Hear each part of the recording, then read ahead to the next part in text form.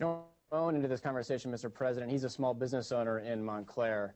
Ramon, let's hear from you. Thank you, Stephen. Again, thank you, Mr. President. It's really a delight to talk to you today. Mr. President, a few weeks ago, you took steps to consolidate the various agencies and departments that were focused on the business sector.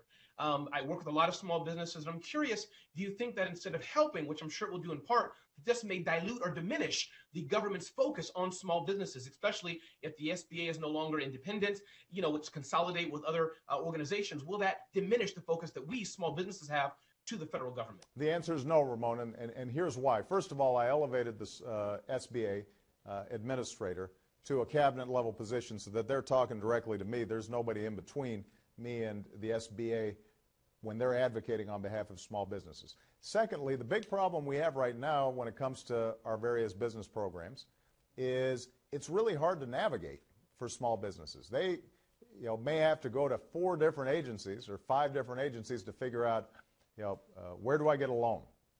How do I export? What kind of assistance and technical training can I obtain? And our whole goal here is to set up a one-stop process for a small business. So a business goes on a website, instead of navigating 15 different agencies and 30 different programs, I want them to be able to go to one place and be able to answer all their questions. That's going to be especially important for small businesses because they can't afford to hire a bunch of accountants and lobbyists and lawyers and to try to work through a big bureaucracy. They just want some simple answers. If they need financing, how does the program work? What do they do to apply? Who do they talk to? And that's the kind of streamlined process that we want to set up, not just in the business sector, but for all our various government programs. Because right now, I'm a strong believer that SBA is a huge help to small businesses all across the country. Yes.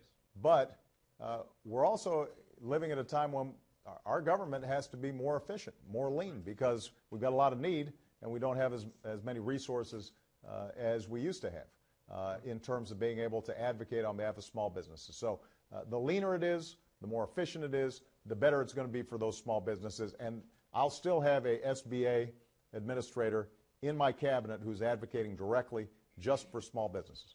Great. And can I just add to that, Mr. President, that just my 2 cents to highlight that, just make sure the big businesses, who already have the resources, right, that they don't crowd us out in this, combined, that we small businesses still have that kind of direct line as you go forward. That's all I would That's a priority for us because small businesses create most of the new jobs. And, I don't know if you noticed in the State of the Union, we also talked about the importance of startups and entrepreneurs. And one of the things that we're trying to get Congress to do is to pass legislation, and there's some bipartisan support for this, that just makes it easier for startup companies to obtain financing or to use R&D that's already out there. And that's something that we're going to continue to focus on because if we can get more startups, more entrepreneurs, getting their ideas to market faster, that's going to help contribute to overall economic growth and job growth.